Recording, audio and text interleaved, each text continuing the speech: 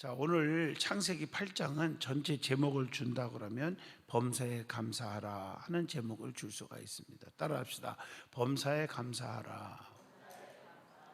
범사에 감사하라. 이게 오늘 8장의 제목이 될 수 있습니다. 자, 신앙생활을 열심히 하다 보면 어려운 일도 당하고 또 생각지도 않는 일들이 터지기도 하고 괴롭고 슬픈 일, 고통스러운 일도 당하게 돼 있어요. 희로애락이 사람의 사는 동안에는 항상 교차하게 돼 있어요. 이스라엘 백성들을 출애굽할 때 모세에게도 보면은 출애굽에서 이제 또 말씀 듣겠지만 가는 길에 능력의 지팡이를 가지고 모든 게 다 될 줄 알았지만 가다가 백성들이 막 모세를 향해서 막 비판하고 주의 종 또 하나님을 향해서 원망하고 뭐 이런 일도 있었고 또 배고프다 뭐 목마르다 뭐 별 일들이 많이 있잖아요. 그때마다 하나님 앞에 주의 종의 능력의 기도, 의인의 기도는 간구함이 그도다. 참 중요한 것 같아요. 인간적으로 보면 하나님은 사랑이지만 인간적으로 보면 하나 저놈 자식들 저렇게 내가 축복했고 그랬는데도 또 원망하네. 에라 모르겠다. 다 때려 부숴버리자. 모사만 남겨놓고 다 죽여버릴 수 아마 있을지도 몰라. 인간들은 그렇게 생각할 거예요. 그러나 하나님은 사랑이 넓기 때문에 간절한 주의 종 모세의 기도로 인해서 그들을 계속해서 하나님이 살려주잖아요. 아멘 해봐요. 근데 사람들이 이 주의 종들의 중복 기도를 가볍게 여기는 분들이 있어요. 그러지 마세요. 간절히 주를 위해서 생명 바쳐 헌신하는 종들의 간절한 그 하나님 앞에 부탁하는 거 안 들어주겠습니까? 아멘 좀 하시죠. 그러니까 어려움이 누구나 있다는 게 팩트예요. 사람이 살다 보면 잘 나갈 때만 있는 게 아니에요. 근데 잘못 어려울 때를 어떻게 극복하느냐가 그게 지혜고 그게 믿음이고 그게 또 삶의 방법인 줄로 믿습니다. 이걸 못하면 끝나는 거 아니겠습니까? 맞죠? 자, 오늘 본문 말씀 보면 이런 고민에 대해서 해결책을 제시해 주고 있는 것이 오늘 이 창세기 8장의 말씀입니다. 그럼 그리스도인이 인생의 파도가 흉흉할 때 또 성도의 생활을 영위하려면 어떻게 해야 되는가 하는 말씀입니다. 어떻게 해야 돼요? 첫째, 자 1절로 5절입니다. 답이 나옵니다. 하나님의 완벽한 보호를 믿어야 한다는 얘기입니다. 노아는요, 이 방주 속에서 흉흉한 그 홍수를 내다 보았을 때 혹시 하나님께서 나를 잊지 않으셨나 하고 의심했는지도 모릅니다. 그런 의심은 우리에게도 다 있을 수가 있어요. 하나님이 나를 생각지 않으면 나는 끝나는 인생이 되어버리잖아요. 특별히 어려운 일을 당할 때 또 괴롭고 슬픈 일을 당할 때 많이 찾아오게 되지 않습니까? 그러나 1절을 주목을 한번 해보세요. 홍수 심판은 그쳤지만 여전히 심판은 그쳤는데 여전히 세상은 물로 넘치는 거예요. 창일했다 이러잖아요. 그러나 하나님께서는 노아의 가족을 기억하시고 바람으로 물을 줄게 하셨다. 1절로 3절입니다. 그게 아멘 해봐요. 그리고 방주를 아라랏산에 머물게 하셨다. 4절로 5절입니다. 나오죠? 이것은 하나님께서 노아와 그의 가족들을 권념하셨기 때문이다 라고 하는 것을 볼 수가 있습니다. 하나님은 물로 세상을 심판하셨지만 그의 씨를 기억하사 보살피시고 홍수를 멈추시고 바람으로 물을 말리셨다. 아멘 좀 해봐요. 하나님의 바람은 엄청나게 세지 않겠어요? 여러분 그 바람이 통풍이 부는 데다 넣어야 빨래도 잘 말라요. 이해하시겠죠? 예. 이렇게 하나님께서는 진노 중에서도 긍휼을 베푸시는 분이다 하는 것을 볼 수가 있죠. 마찬가지로 하나님께서는 지금도 우리를 생각하시고 우리가 당하고 있는 어려움을 아시고 보살펴 주시고 계신다. 시편 11편 5절에 보면 여호와는 의인을 감찰하시고 악인과 폭력을 좋아하는 자를 마음에 미워하시는도다. 하나님 누구를 미워한다고요? 악한 자들, 폭력을 좋아하는 자들. 폭력은 언어 폭력, 또 육체적인 폭력 많겠죠. 우리는 하나님의 보호하심을 얼마나 믿고 살아가는가 하는 질문을 던져봅니다. 두 번째, 6절로 19절입니다. 철저하게 준비하며 기다려야 한다는 교훈을 줍니다. 하나님께서는 이 홍수가 그치자 방주의 문을 열었어요. 6절입니다. 홍수가 딱 멈추고 나서 노아는 땅의 물이 마른 여부를 알아보기 위해서, 물이 다 말랐는가, 그걸 위해서 뭘 내보냅니까? 7절에 까마귀를 방주에서 내보내버립니다. 그 위에 노아는 또 비둘기를 떼어 보내기도 합니다. 8절까지 또 보면, 그러자 비둘기는 접촉할 곳을 찾지 못하고 어떻게 했어요? 9절에 돌아옵니다. 아직도 물이 꽉 차 있기 때문에 어디서 앉을 수가 있는 나무 같은 게 없는 거예요. 그래서 또다시 7일을 기다린 후에, 며칠 기다렸어요? 7일을 기다린 후에 비둘기를 내어보냅니다. 그게 또 10절에 나와요. 그 뒤로 드디어 이 비둘기가 어떻게 하고 갔어요? 11절에 뭘 잎사귀를 물고 돌아왔어요? 감람새 잎사귀를 물고 돌아오는 거예요. 하지만 노아는 또 7일을 기다렸어요. 그리고 또 비둘기를 내어 보냈어요. 그게 12절입니다. 그러나 이제는 어떻게 했어요? 비둘기가 돌아오지 않았어요. 이제 살 수가 있게 되었다, 그 얘기예요. 자, 노아가 방주 뚜껑을 제치고 본즉 지면의 물이 완전히 걷혔음을 알았다. 13절의 얘기입니다. 그리고 둘째 날 27일에 땅이 말라버렸어요. 14절의 얘기입니다.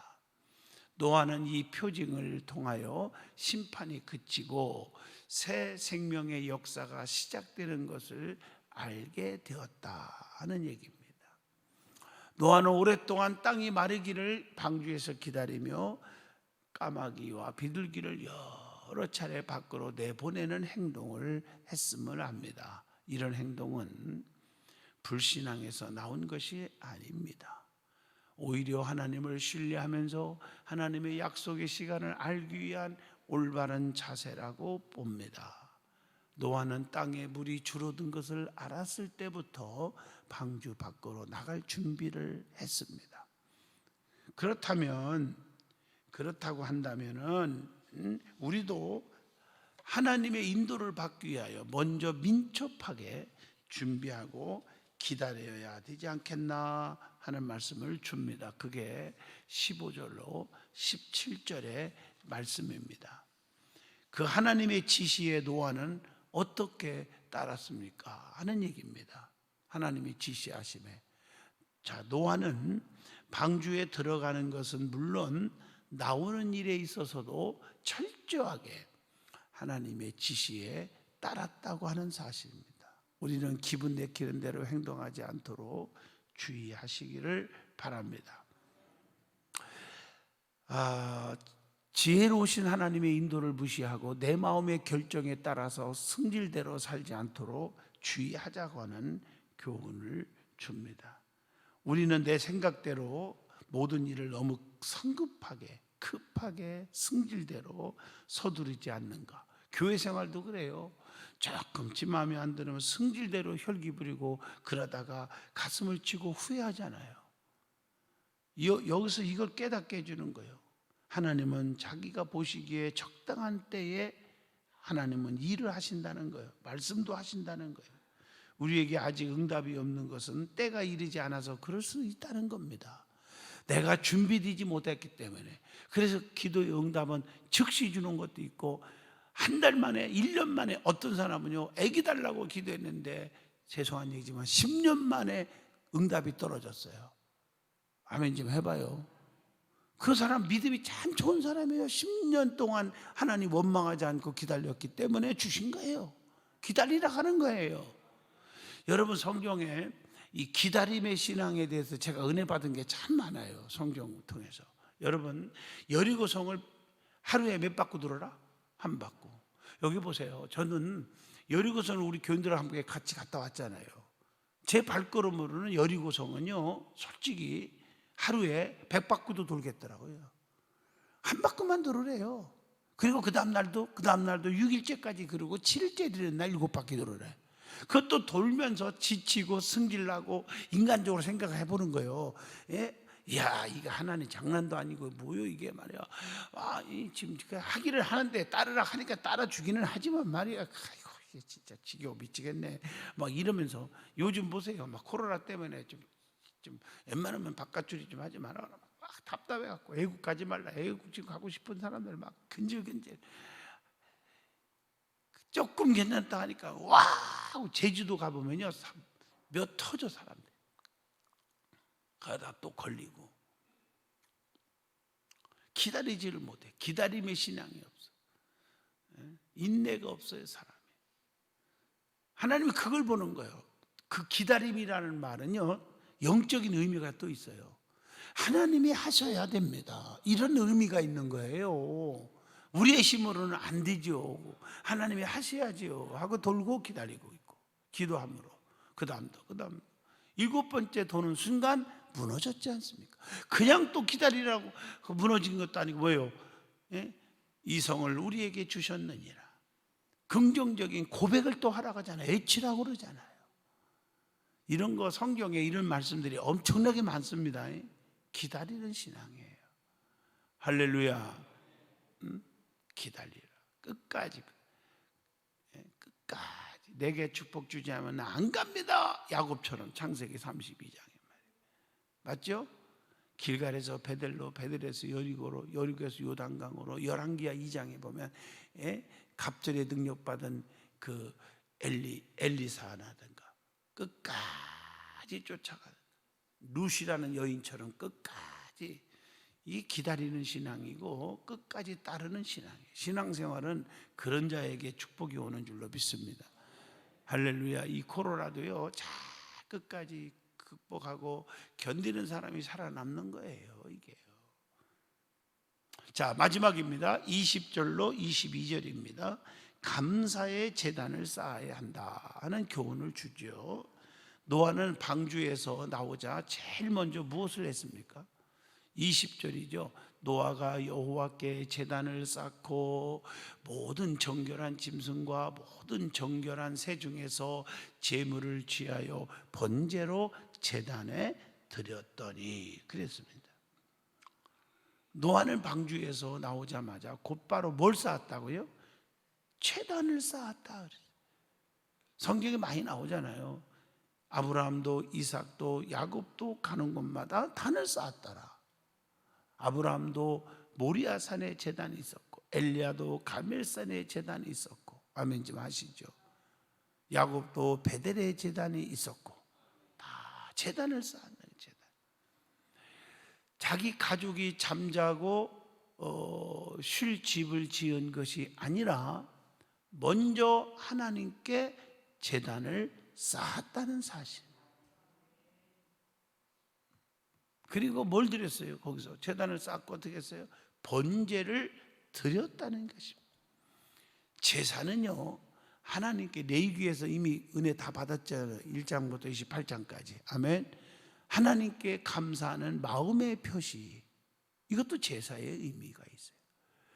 자, 심판의 홍수가 쓸고 간 황량한 벌판에서 제단을 쌓은 노아는 하나님의 주권으로 새 생명을 주신 하나님의 은혜에 감사했다, 그런 얘기입니다.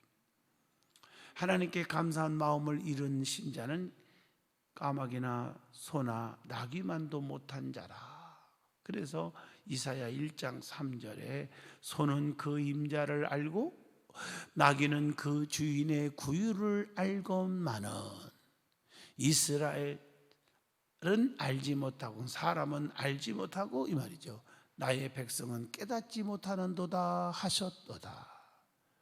이해가 되시나요? 깨닫지 못하는 자들은 짐승밭도 못하다. 그래서 그 말을 쓴다 이 말이에요. 자, 우리에게 감사한 마음이 있는지 질문을 던져봅니다. 혹시 마음에 쌓인 불만과 불평 때문에 감사해야 할 것들을 소홀히 하고 있지는 않는지, 오히려 불평 불만하다가 하나님 앞에 혼쭐 날 일은 없었는지라고 하는 질문을 하게 합니다. 하나님께서는 자녀들에게 감사로 찬양 받으시기를 뭐 하신다? 기뻐하십니다.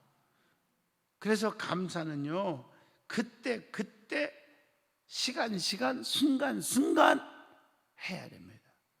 감사할 일이 있으면요, 야 오늘 좋은 일 있어, 친구들아 와자, 막걸리 먹자. 세상 사람들 그럽니다. 믿는 사람들은 뭐 해야 돼요? 야 모여라 우리 밥 먹자. 나 좋은 일 있어, 한 턱 낼게. 한 턱 무슨 한 턱이요? 한 턱은 두 턱 내는 턱이 뭐냐? 우리는 뭐 해야 돼요? 모든 생사 화복을 주관하시는 이가 누구요? 하나님이잖아요. 우리가요 무슨 일이 있을 때마다 그때 그 시간 순간마다 그냥 넘기지 말고요, 가족들과 함께 야 우리 쇼핑이나 가자 뭐 이러지 말고요, 정말 하나님 앞에 엎드려. 무슨 물질 드리기 싫으면 물질 안 드려도 괜찮아요. 물질 괜찮은 건 아니지만 하여튼 뭐 그거 안 해도 안 하는 건 자기 자유지만 괜찮다는 말은 실패. 내 잘못 얘기했어요. 괜찮은 건 아니죠. 진짜 아니죠. 그냥. 그런데 하나님 앞에 기도를 할 거 아니야. 감사 기도는. 하나님 감사합니다. 참 이런 어려운 와중 속에 나에게 이런 기적을 주시다니요, 형통의 복을 주시다니요, 아유 이런 은혜를 나에게 주시다니요, 감사합니다. 이렇게 해야 돼요. 해야 되지 않겠어요? 오늘 이 창세기 이 8장을 듣지 못하는 분들은 이런 걸 몰라. 듣는 거 여러분 복인 줄 아세요. 순간마다 우리는 감사 찬양해야 됩니다. 맞죠?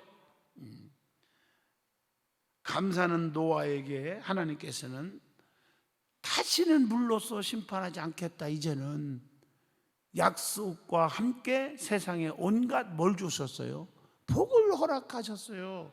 21절로 22절을 읽어주고 마치려고 합니다. 내가 다시는 사람으로 말미암아 땅을 저주하지 아니하리니 이는 사람의 마음이 계획하는 바가 어려서부터 악함이라. 내가 전에 행한 것 같이 모든 생물을 다시 멸하지 아니하리니 땅에 있을 동안에는 심음과 거둠과 추위와, 좀 읽어봤죠?